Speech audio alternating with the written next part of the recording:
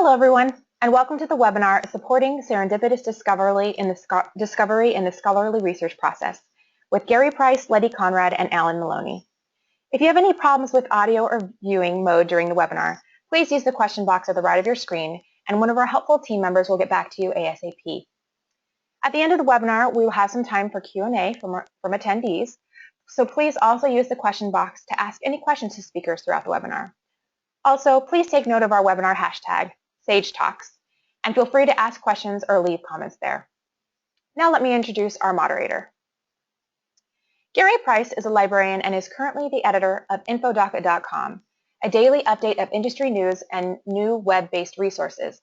He is also the research director at the Global Investigative Journalism Network. Gary has worked as a librarian at George Washington University and at the search engine Ask.com as director of online information resources. He also does frequent consulting projects and has written for a number of publications. Gary is a recipient of the Special Libraries Association's Innovations in Technology Award. He was also awarded the Alumni of the Year Award from Wayne State University's Library and Information Program. All right, I'll hand it over to you, Gary. Thank you, Camille. Good afternoon, or good morning, everyone, or good afternoon, depending on where you are in the world right now. Today's SAGE webinar will focus on the fourth installment in the SAGE series of discoverability white papers. This one comes in two parts. One, expecting the unexpected, shared original research into academic user experiences with serendipitous discovery and scholarly research. Lettie Conrad will be speaking to the findings published in this paper. And the second part, the story of SAGE recommends, is the R&D portion of today's presentation, where Alan Maloney explains how SAGE came to develop a solution for scholarly serendipity. And you can find all of the SAGE white papers at the link in the on the web page and in the email that will be sent to you after the presentation. I'd just like to spend a moment talking about serendipity and what it means to me, and perhaps some ideas for you in terms of sharing it with your users and your colleagues. I think the issues today are quality research using quality resources versus time and effort and also awareness. We have a lot of great resources out there, but unfortunately we all know situations where people are not aware of them. More about that in a moment. In the past 15 to 20 years, as we've gone digital, browsing and then serendipity have taken a smaller role. Yet we all know they can still be valuable ideas to find useful material and important material. So what can we do as information professionals? One, depending on the user, demonstrate the role that serendipity can play in doing good quality research with actual examples that you've encountered in your research life, and perhaps gaining and asking others for examples of where in serendipity actually got them some of the best resources for their project. I think this is especially true, and is especially an issue with younger researchers who have grown up in the digital research age, where it's basically putting 2, 3, 4 words into a search box and looking at the results, most often just the first couple of results. Yes, in some situations, serendipity can take time, sometimes extra time versus what the person is expecting. But then it comes to using the best tools for the job at the right time and taking advantage of what the tool itself offers. We all know that for many people, search and research unfortunately means not using the power that the search tool provides. And that even goes for Google. To get the best results in an expedited manner, it might mean taking a moment, and this is again one of the roles that we talk about in our profession, our role as an educator, but taking just a few moments to show something, to show somebody a feature of the search tool or an advanced piece of syntax can often provide them much better results in an expedited time the next time they do their research. And finally, some of the concepts and goals of the semantic web that we're always talking about can increase serendipity, but of course, that's only if the user knows about them and then takes advantage of them. So we have a lot of different roles here, both as an educator, and to some degree as a marketer, to let people know that these tools provide a lot more than just typing in 2 or 3 words and reviewing the first couple of queries. So let me introduce you now to our first speaker, Lettie Conrad. Lettie came to Sage 10 years ago and is now serving as an executive manager in Sage's global online products division. Lettie is responsible for optimizing discoverability and usability of Sage's user-centered web and mobile products. She helped articulate Sage's discoverability strategy by stating that they, quote, take seriously our obligation to ensure readers get to the Sage content they need as smoothly and effectively as possible whenever their starting point and wherever their starting point and regardless of their device. Among many things, she serves as co-chair of NISO's Open Discovery Initiative and is working on her PhD in Information Science from Queensland University of Technology in Brisbane, Australia. Lettie? Thank you, Gary. It's a pleasure to be speaking to you all today. In 2015, we wanted to examine our ability to serve the widest possible variety of discovery needs for our readers, getting to some of the complexity and nuance that Gary was just speaking to. In this study, our goal was to explore what opportunities were available to Sage to really enhance fluid discovery of scholarly resources across the Sage universe. And specifically, we wanted to understand how students and faculty were seeking and retrieving content beyond the search box. We felt like we had a pretty good understanding of search and search use cases, but we wanted to know what else was going on. We wanted to know what other needs we should be considering as part of our content discovery process, and what we should do about those needs, how those expectations are formed, and how we might respond to them. So here's how we went about tackling those questions. All participant populations were as global in scope as we could manage.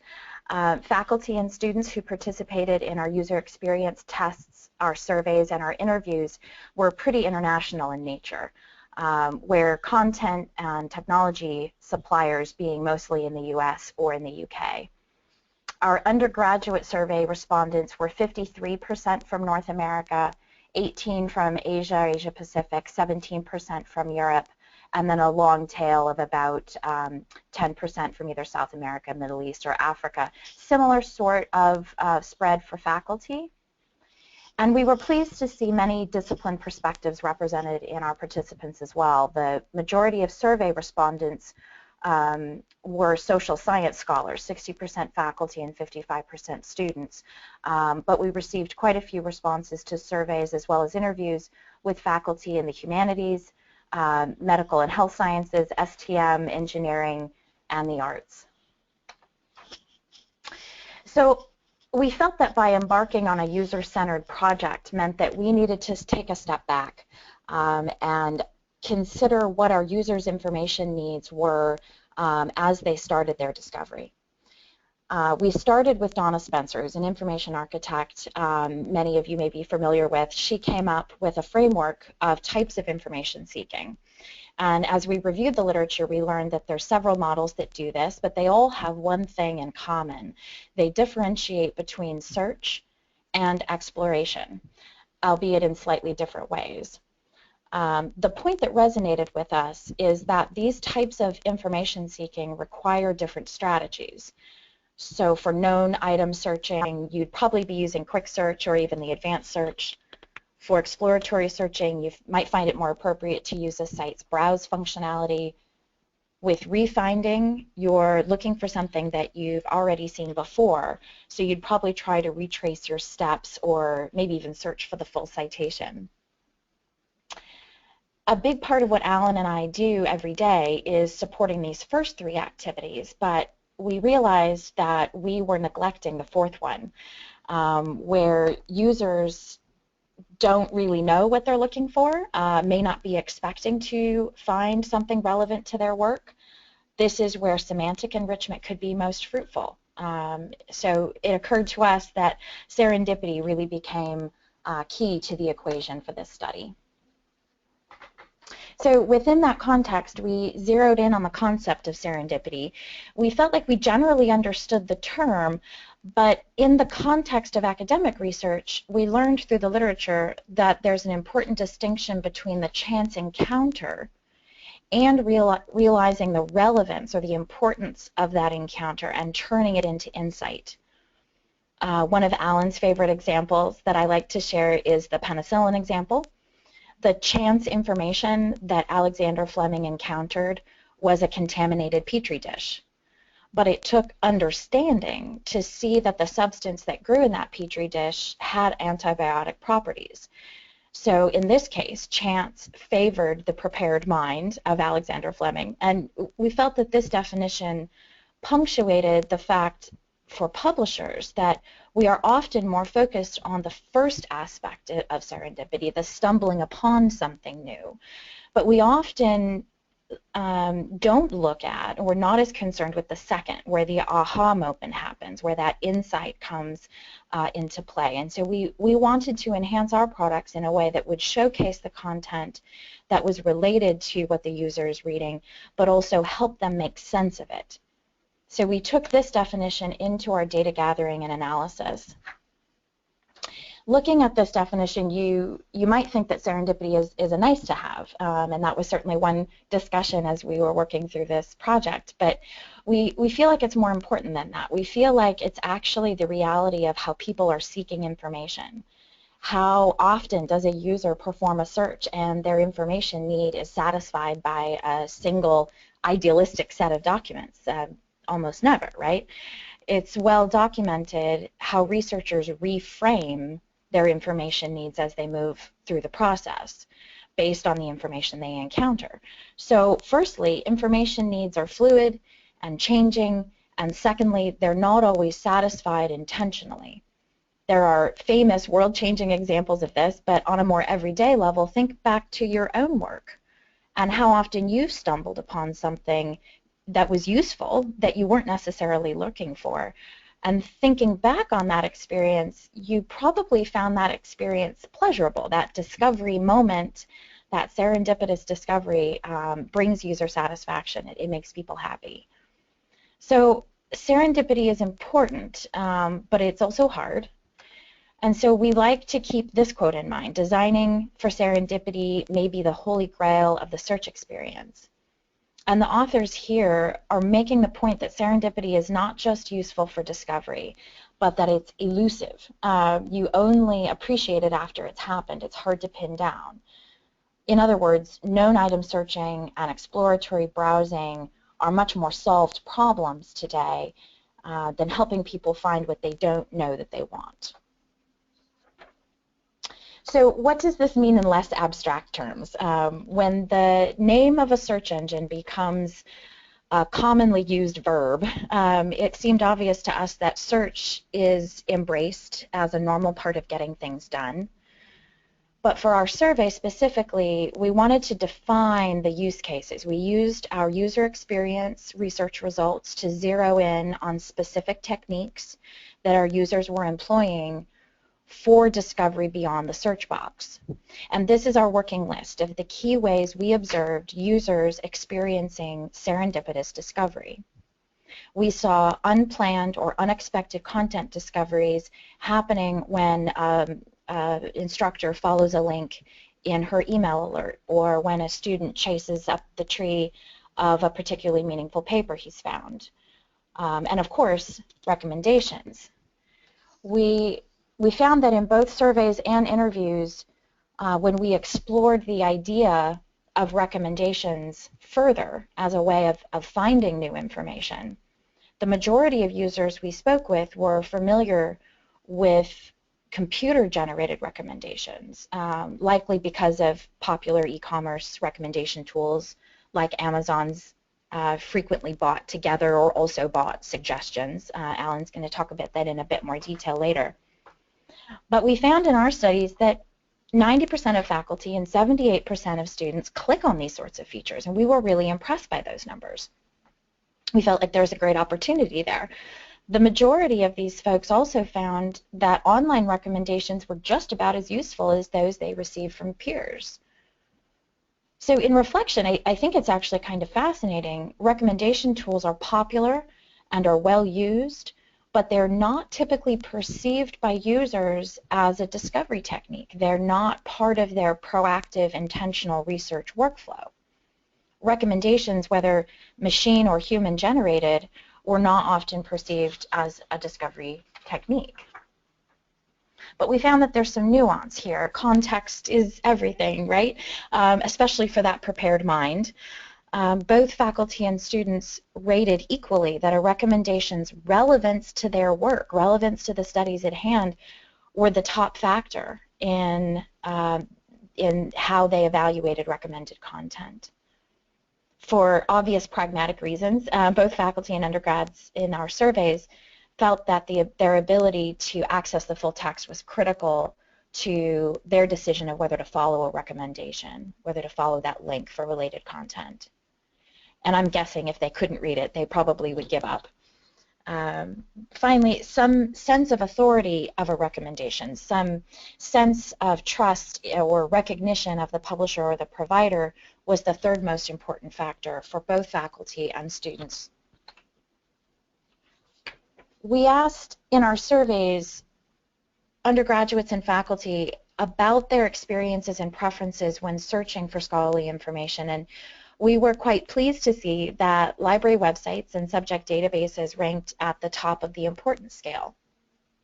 We were also impressed to see that following links to related or recommended content ranked very highly as well, just slightly ahead of following recommendations from peers. It's important to keep in mind, looking at this data, these are not novice users. 41% of these respondents indicated they're looking for scholarly information several times a day, and 24% are looking at least once a day. So to me, these results speak to the wide variety of options available to today's seeker of academic information, many of which are of equal importance in what is a very diverse, multi-layered set of techniques employed by both students and faculty. Even more specifically, we asked what would compel users to click on machine-generated recommendations. And this was a key question in our user experience research and in the testing of our designs, our website designs. Impressively, students and faculty agreed that the top most important motivator was relevance. And this may not be surprising, but to understand how best to support users in this regard, we needed to understand how they evaluate links to recommended content. And the theme that I noticed on the human side of things is that recommended by peers, frequently read by other users, or even recommendations based on a known author or expert, that isn't always the most important. What's most important is the apparent relevance, simply whether the content looks germane or even potentially just interesting. We found that the type of content being recommended would influence user selections. Not surprisingly, students rated journals and books at the top of the list. They're quite plentiful and recognizable. But in projects like this one, we're starting to see, I've seen over the last 10 years, that new content types like case studies and multimedia are growing in popularity with students. I think it's also important to note that students don't see serendipitous discovery as a condoned research method. When speaking to students about recommendations and other unexpected or unplanned instances of discovery, it became clear that these activities don't fit into their sense of what a proper literature review looks like. We had one doctoral student tell us, quote, "In my master's, I did a very thorough, systematic literature review, followed every procedure in the textbook. In my latest project, I'm taking a more freewheeling approach that cuts across disciplines." And she smiled big when she explained her latest approach. So that to me means that serendipity is a growing trend for today's emerging scholars. For faculty, on the same question, journals and books rated at the top of the list for recommended content, but they also value, more so than students, statistical data sets and conference papers. Looking at these trends more closely, I think it's clear that this is a key issue for faculty in particular because they are struggling to retain currency in their fields. We heard quite a bit in our faculty interviews about keeping up to date. So when we would ask about types of recommendation or types of serendipity, what was being triggered was the faculty's drive to deal with information overload and to stay current in their field. So when our user-focused research was complete, the final stages of our study focused on an inward view. The last phase of our research included interviews and discussions with our publisher peers and technology partners. And these logos represent a few of the folks that contributed to our research in this area. These folks were willing to share their knowledge of user needs in serendipity and their various solutions for the research community. Our goal was to learn from a variety of folks across the community of academic providers to better understand what user needs were developing and what we might do to address them. So to tell us more about what we learned about these solutions in serendipity, I'm pleased to introduce my co-author and colleague, Alan Maloney. Alan is Senior Product Analyst in our London office and working on how content is organized across Sage's online products. He started on our editorial team. He's also probably nearing 10 years.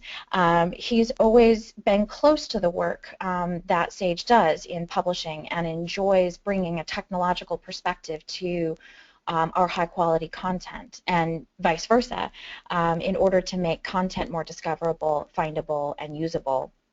Specifically, Alan advocates for Sage's semantic technology programs to be content-based. As he says, content is arguably the thing that a publisher should do best. So to tell us more, over to you, Alan. Cool. Thanks, Lettie. Can you hear me okay? Yes. Okay. I'm just waiting for control of the screen.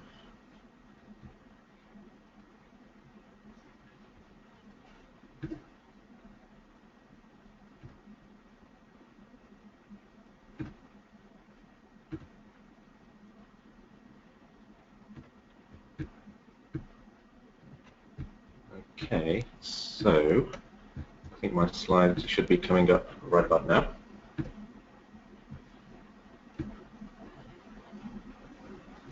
Cool. All right. So thanks, Lettie, for that introduction. It's 8 years next month, actually, that I've been at Sage. So haven't quite seen it all, but seen many things. So just checking that everybody can see my slides, and I think that they can. So before I talk about what we did, actually, in terms of addressing this need that Lettie has introduced, I'm going to try and put this kind of unplanned discovery just in a bit of a wider context, really, and really taking the broadest context possible, not focusing just on academic discovery for now, but how we might encounter unexpected information on the web in general. And one of the reasons I think it's quite important to start out quite broad is that most of our users actually have seasoned their information-seeking habits, not just on academic websites, but on those mainstream consumer internet services as well. So this is worded quite well in a recent Ithaca SNR paper a short while ago that phrased it like this. Researchers' expectations are being set not by improvements relative to the past, but rather by reference to consumer internet services. And this is something we see all of the time, I think. The example in this Ithaca paper was about using multiple devices and switching between them. So how do we give a cross-channel experience? But I think the same applies to how we become accustomed to discover information generally and asked for information specifically, I think. So when I think about, sorry, just moving my slide on. So when I think about these consumer internet services in the context of unplanned discovery, the first thing that comes to my mind is, as Lettie mentioned, Amazon, really a great example actually, and their recommendation engines. mainly because you can avoid them. As an article in Fortune puts it, Amazon integrates recommendations into every aspect of the purchasing process, and I think that's probably an understatement. And I'm sure most of you are familiar with how Amazon does this, but if you just bear with me for a second, I'm going to quickly go through just a typical user journey on Amazon, because I think it does highlight some interesting principles. So here's my Amazon homepage.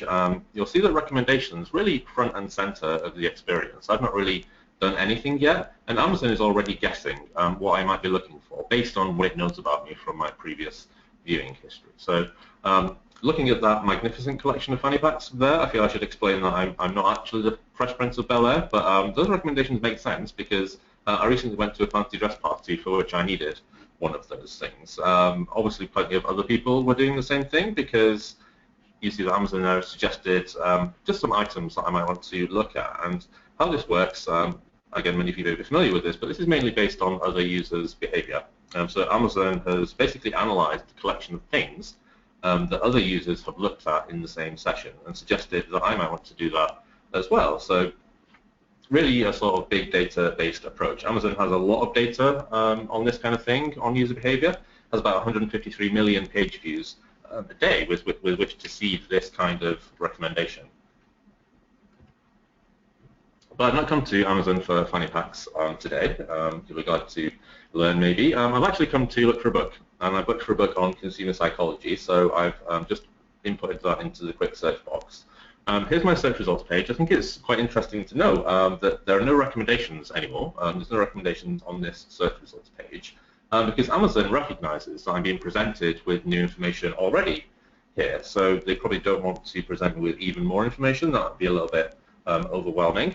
So I think that's a good decision. So as the user, I've looked at these results. The first one looks pretty relevant, so I'm just going to click on that.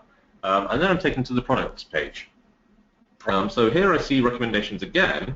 And I think that's because once I found that specific product, there's actually a pretty decent chance that I probably might not know where to go next. So there's a danger here that my journey could potentially be at loose ends. So that's when Amazon brings back those recommendations. This time they're specific to the thing that I'm looking at. So I think the message here is that as with any kind of discovery, there's really a time and place for unexpected information. And even when I add that to my basket, actually, Amazon's still drawing on all of that behavioral data to try and maximize the value of my shopping cart. So here you'll see some recommendations after I've added this item to my shopping cart. I ended up actually not going ahead with this purchase, but that didn't really stop them from trying to recommend me things. So a week later, this lands in my inbox. So again, more unrequested information in the form of things that I might want to discover on Amazon. So they go into quite extreme lengths, I think, to recommend content to me, often content that I've not explicitly asked for. And I think, just going back to the first slide, I think what this illustrates is just how users are starting to expect this kind of thing. They expect to be presented with information that they might find interesting, even if they haven't explicitly asked for it. So the asterisk I had here is that Amazon is mainly drawing on other users' behavior to suggest things that I might want to do next, and that there are actually other ways of going about this. So taking another mainstream example, most of you might be familiar with music discovery services. Spotify actually one of the ones that's been receiving the most fanfare lately. And really that's sort of in particular for its Discover Weekly playlist, which, again, as many of you may know, takes your listening habit over the previous few weeks and months, and it presents you with a list of songs that you might like, but that you haven't yet listened to. So I don't know if you can see the diagram on the right-hand side there. It's not my diagram, but it just kind of outlines a couple of different facets to how this works. So the first way in which this works is very similar principle to Amazon. Spotify looks at things that other users like me have done in order to suggest that I do the same, i.e. listen to this track. But Spotify actually is bringing in more knowledge about the actual content as well. So, for example, whether I listen to pop or rock or death metal, really in order to validate those recommendations. So it's kind of a hybrid approach. They take the network and the behavioral effects, but they also look at the similarity between the content or the metadata as well, which actually some people would call that semantic similarity. So I'll come on to that in a little bit. But again, the point is that our users, are becoming accustomed to seeing these kinds of recommendations wherever they go. So the question I ask, I think it's quite a provocative question. I have my own thoughts on it, but I'm not saying that I'm necessarily right about this. And the question is, if researcher expectations are being set by these consumer internet services, does that mean that we can simply adopt their methods? And I would argue that actually we can't. Our objectives are slightly different, is one of the reasons. Obviously, if we increase the usage of content, that has a direct impact on the bottom line of the company, but we're not really trying to maximize shopping cart revenue from each of our users. So we've got a much more indirect business case to sell, which I think is actually probably a bit more of a difficult value to prove for this kind of investment. And at any rate, our objective is, I think, a bit more noble, we like to think, mainly to support an effective and efficient research process and a research experience, because at the end of the day, we want people to come back to our site rather than try to get as much value from them from each visit. The second way in which I think we're slightly different to the sort of mainstream internet services is that we don't have as much data, quite frankly. So Spotify has about 75 million users, has about 2 billion playlists. As I said, Amazon gets about 153 million page views per day, which would actually take us several years, I think, to get to the same amount of data that Amazon acquires in a single day. Another difference is that people like Amazon and other sort of big retailers are able to draw on decades worth of research into consumer psychology in order to maximize their engagement, in order to maximize accuracy, and in order to maximize revenue. And I think by comparison, the academic researcher is a comparatively less understood beast, which is why people like Lettie and I have to do our own research exercises like this one to find out how we can serve them more effectively. And then the last one, I think this might be slightly controversial, because I'm going to say that academic content is, I think, more personal than any of the other things that I've talked about. So we've just talked about music. It's often said that taste in music is deeply personal, intimate even, and I would definitely agree with that. But I think by comparison, academic papers make actually even the more obscure music look positively mainstream. And by way of example, I did some digging. This is the most obscure band that I could find in my Spotify playlists. But even I have a good 1,500 like-minded souls worldwide who are into this band as well. But then when you compare that with how often an average peer-reviewed journal paper might be read, suddenly I start to doubt my hipster credentials, because if you read a journal article, there's a pretty good chance that you'll be in a company of really no more than 10. So this is just a citation I took from an LSE blog, and I think the exact figure about how many people read an average journal article is often disputed, but I don't think we can dispute the point that for many people, their research interest is going to be decidedly more niche than their musical interest. So I think that presents a unique problem for us. And I think this distinction between popular and personal is an important one, really, because it speaks to how we should treat the user. And this is something that actually came out in the research as well. So I've plotted what we've just been talking about on this axis here, which has kind of the big data approaches to the left and the slightly more personal experiences to the right. And as Lettie said, when we spoke to users, they don't really see much value in those methods of discovery in academic terms that draw on big data. So for example, lists of most read articles weren't very popular with users when we spoke to them, because their information need is likely to be much more narrow than that. They don't necessarily want to see these aggregated behavior-based recommendations. All they care about really, as Lettie says, is seeing content that's relevant and interesting to their current information need, which contrasts with those big consumer players like Amazon, I think, obviously, because they don't really do that much by way of linking content together conceptually. So Spotify does do something. So it brings in natural language processing, I think, to understand genres by, I think it mines the title of playlists to kind of get a sense of what content is about. So the fact that they do some of that means that I put them in the middle of this spectrum along with some of the other mainstream entertainment services. But I put academic players like Sage, in the right-hand side of that spectrum, because I feel we're almost kind of forced to cater for these more niche personal needs, just by the smallness of the data, really, and by the intimacy of that user need. And I think that as a result, approaches that are based on the content are really where we have to go, and actually are the best way to go.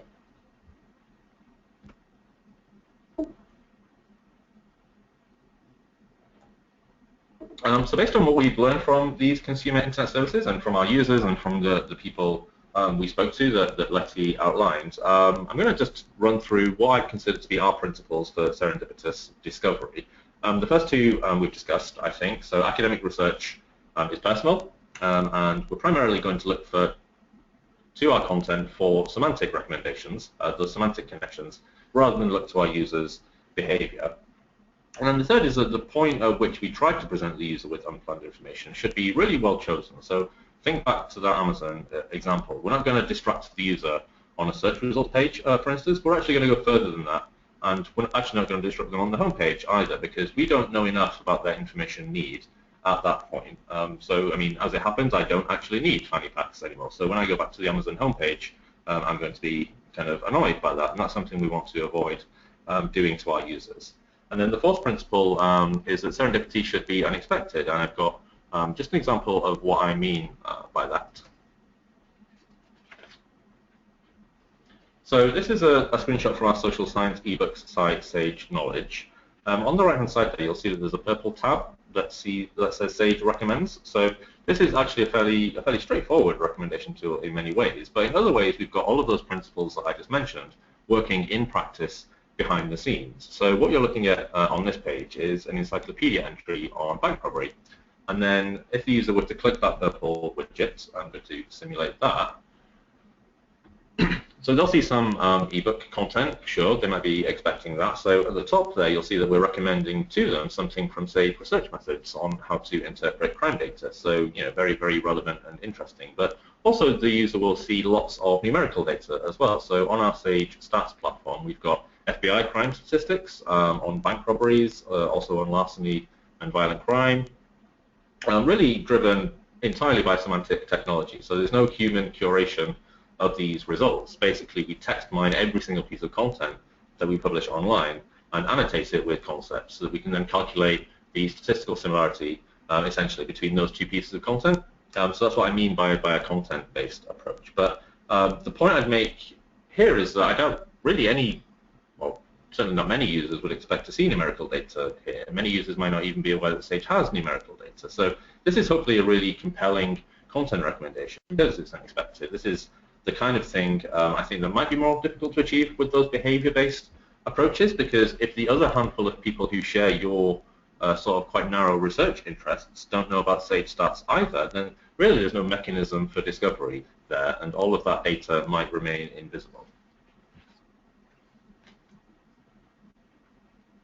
And then another sort of principle I wanted to talk about is that, as well as being unexpected, I think another principle of serendipity is that it actually is more interesting when people leave their silos, when they leave their comfort zones. So this is actually something that's quite gathering quite a bit of momentum, I think. So promoting research that crosses disciplinary boundaries, crosses geographical boundaries, actually becoming a driver of just a lot of funding policy and a lot of educational policy. So this is something that's becoming increasingly important, something that we really want to encourage our users to do. So I think of the researcher that Lettie quoted earlier, who wants to do, freewheeling research, discovering insights from other disciplines. This is something that we're definitely seeing an appetite from our users, this appetite for cross-disciplinary research. So I've got a couple of examples to illustrate that as well. So this is a book chapter, an encyclopedia entry, actually, I think, on Cushing syndrome, from a social science kind of public health perspective. On the right-hand side there, you'll see recommendations from some of the journal literature that we publish that talk about Cushing syndrome. But you might have a problem here, because in the medical literature, Cushing syndrome has another name. It's called hyperadrenocorticism. If you're a scientific researcher, you might be more inclined to use the scientific term. So if you do that, there's a chance that relevant information might actually be missed, because those two disciplines are using different terms to talk about the same thing. So how we address this problem is that behind the scenes, I've got a giant thesaurus, essentially creates a relationship between those two phrases, so that those two articles that are tagged with the same concept in their metadata are linked together a bit more easily than they otherwise would have been, and information from medical literature then doesn't get overlooked. So you'll see there are some results in this set of related links using the medical name.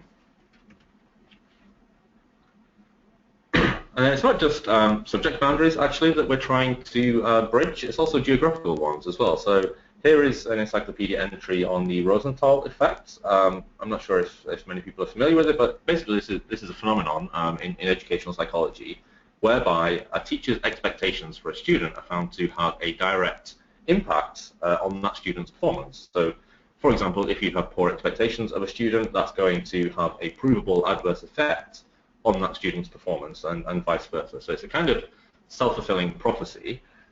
If you don't know what that is, then it might be actually just simply because of where you are. So if you look at Google Trends, you'll see that it's almost exclusively a term that's used in the US, and elsewhere, certainly in Europe, we call it something different. So if you look at the Google Trends result for the Pygmalion effect, you'll see that that is the term that we tend to use in the rest of the world. So essentially, again, what we do is we assert a relationship between those two strings of text so that people who have arrived at a chapter on the Rosenthal effect then also see relevant information from researchers around the world using the term Pygmalion effect.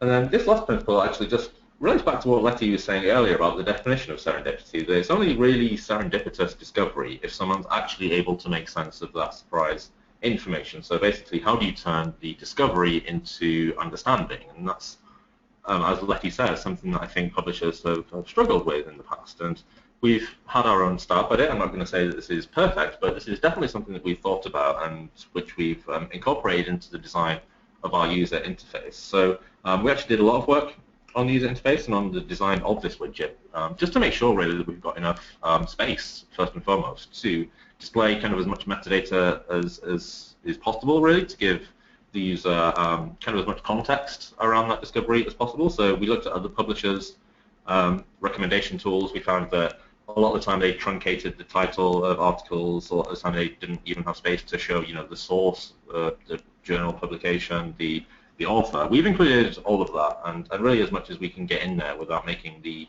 display look cramped. So we have the author, we have the source publication, we have the publication year, all things that that researchers and students really care about, and some just signposting to help them find their way around. So is it a journal article? Is it a statistical data set? One thing we never do is we never truncate a title, so we always display the full title, no matter how long and hideous and problematic that might be to the user interface. We think that's really important information to give the user.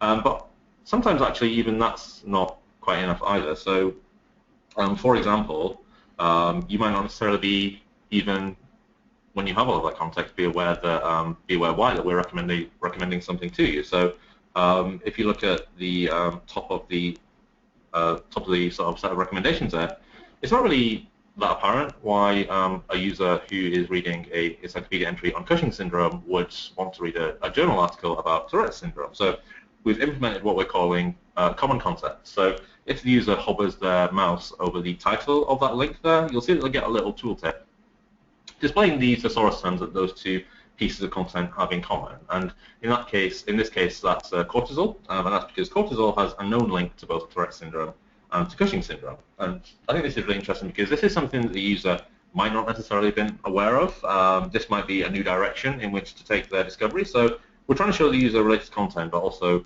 nudge them in slightly new directions where appropriate, and sort of hold their hand while they're doing that so that they don't get disoriented. So that's all I wanted to talk about for now. So we've done really quite a lot of research into how to better help our users discover information that they might be unaware of. And this is really just our first stab at a solution. So we'd be really keen, actually, to hear what questions or reflections you have. And with that, I will hand over to Gary to moderate some of those questions. Thank you, Alan.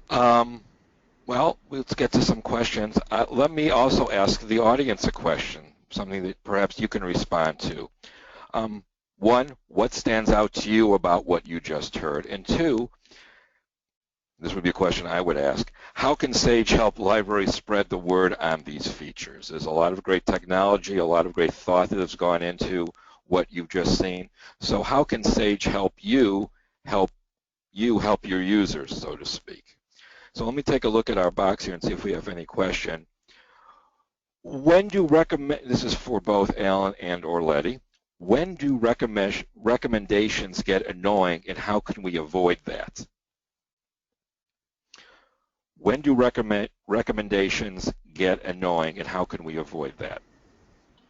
So I think I've kind of confessed a little bit to just a couple of the examples that I've run through in terms of Amazon presenting you with basically aggregated recommendations based on everything that you've ever viewed, even before you've had a chance to tell Amazon what you've ever viewed. I would consider maybe that to be slightly annoying, because I think what publishers can learn from this is that researchers will come to their platforms with sort of varying information needs at any given point in time. They're never going to be completely interested in the answer to one research question each time they come back to your platform. So in a way, you kind of have to wait for the researcher to give you some kind of indication about what question it is that they're trying to solve.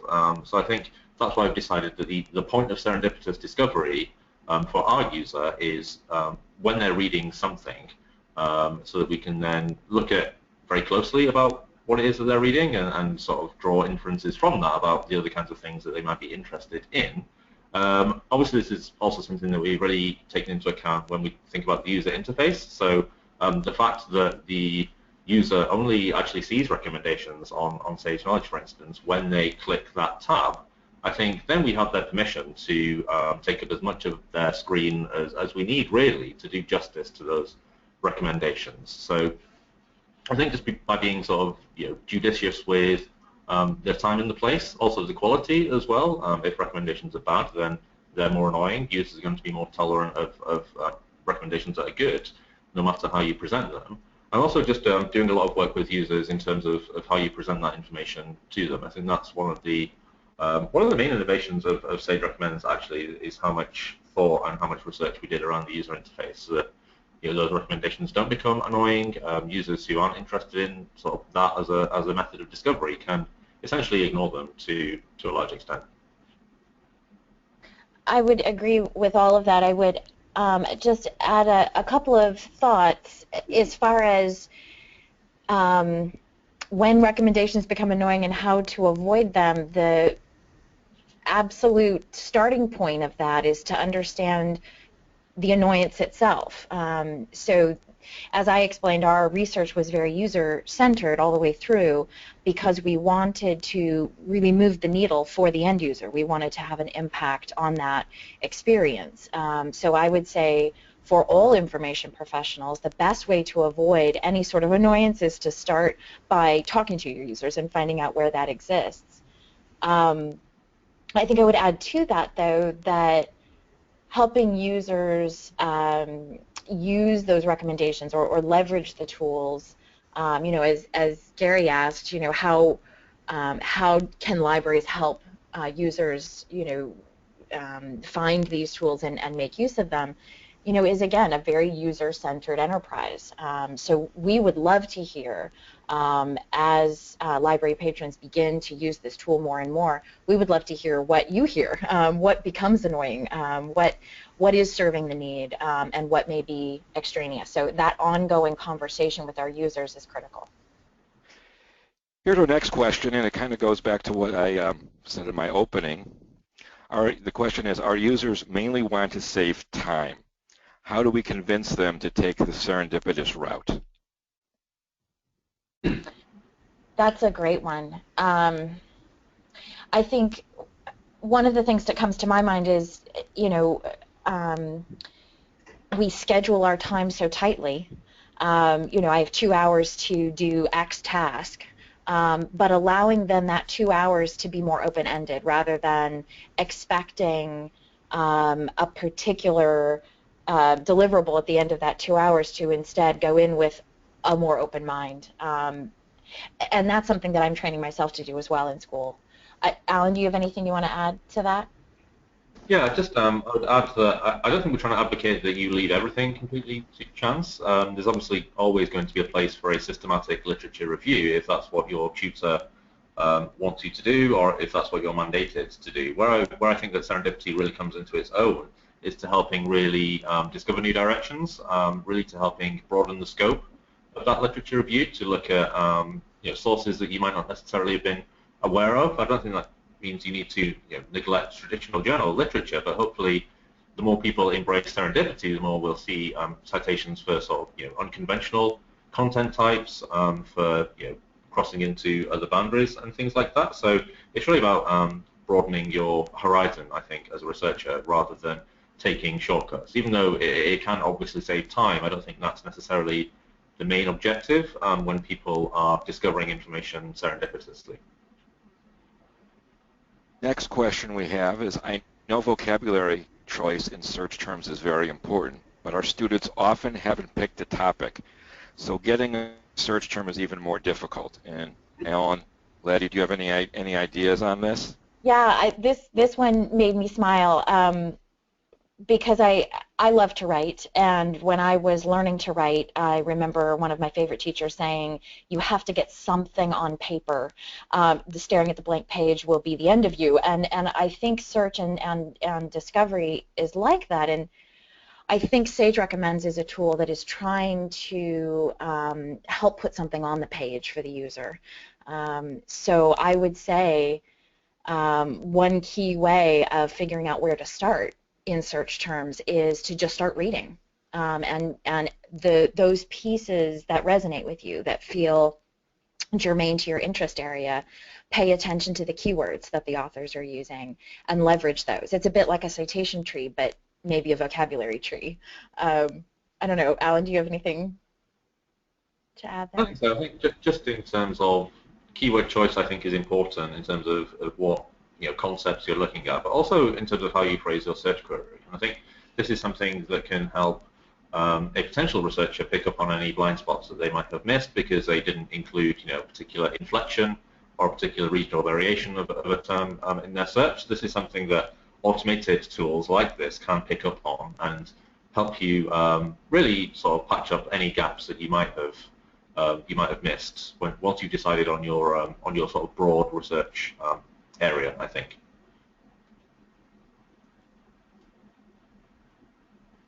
I have a question.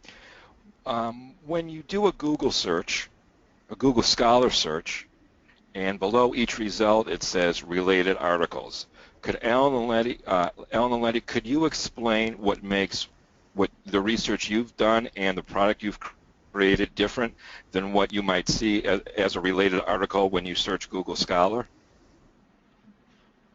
Alan, do you want to take that? So I think the approaches are quite similar, actually. Obviously, with it being a Google product, it's really, really good because Google is a massive organization with all kinds of resources to throw at this. I think where we have certain advantages is, I think, in the sort of how we thought about the user interface in terms of helping the sense making of those recommendations, I think is something where we go beyond what much of the competition does. I think certainly in terms of the different types of content, so for example, in Sage Recommends, you could discover a numerical data set, you could discover a video, you could discover a podcast, you could discover a literature review, whereas Google Scholar is really aimed at one particular type of, probably a sort of more advanced researcher, whereas with Sage Recommends, we're aiming to encapsulate the research and educational needs of our entire user base, whether that is a postdoctoral researcher or whether that's a student wanting to discover multimedia content on a given topic. So I think in terms of scope, we're obviously narrower because we focus just on Sage content. We're also wider in terms of the different kinds of information need, I think, that we're trying to address and the different formats and flavors of content that we can provide to the user to do that. So not wanting to say anything bad about Google Scholar's recommendation engine because it's really great, and actually we're using much of the same methodology in tackling that, but I would say that the use case, I think, is ever so slightly different. Here's an excellent question from an attendee. Do you provide the rationale for your recommendations, like a link to an explanation for how you come up with the recommendations? This might make users feel more comfortable with and friendly towards these. Any reaction to that? Sure. So we have a link to an About page. If you open up the Sage Recommends widget, you can click, I think there's a question mark. It may say Help or it may say About, but that will take you to a page that just explains a little bit about what Sage Recommends is, how it works, Now that we've published the How Sage Recommends Works white paper, actually, it just occurred to me that it might be a good idea to link it there, because that provides a very sort of detailed technical explanation of how Sage Recommends works. But I think exposing the rationale for the recommendation is something that's really key, because I think a lot of what we're seeing from other academic databases is that they throw a recommendation at you without necessarily saying why that is important. And that's, again, just to repeat something I was saying during the talk, something that we've tried to address through the user interface itself by showing as much metadata as is necessary to allow the user to make sense of that recommendation, and also where there are common concepts, saving the user a click really in terms of displaying the keywords that those two documents have in common, I think will help them maybe not necessarily trust the recommendation more, but certainly know where it's coming from, which hopefully will then lead to familiarity with the tool and them using it more.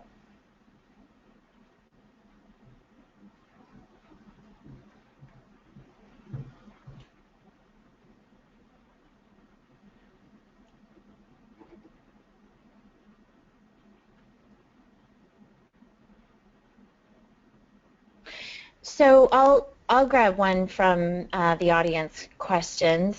Someone asked, did your user test mention looking at non-Sage pan publisher content in the recommendation tool, or have you considered approaching this? And I think that's a great question, because it's definitely one that we thought about early on and came up quite a bit in the research.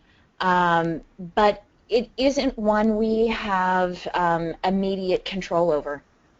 We really wanted to begin by supporting the user journey through Sage products, in particular exposing relatedness across our content, across journals and books and other products that live in different places. And we have a mantra in product development, the minimal viable product. So we wanted to start at home. We wanted to start with Sage content. But quite a bit of questions, especially from faculty, about, yes, but I want to plug this into another database. I want to plug this into something that's not Sage. And that is something that we'll be looking at down the line. Certainly the backbone of this feature is a very special proprietary controlled vocabulary that Alan should be very proud of. It's quite a work of art.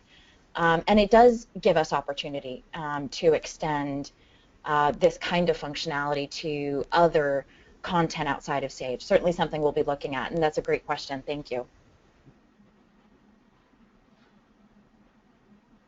Okay.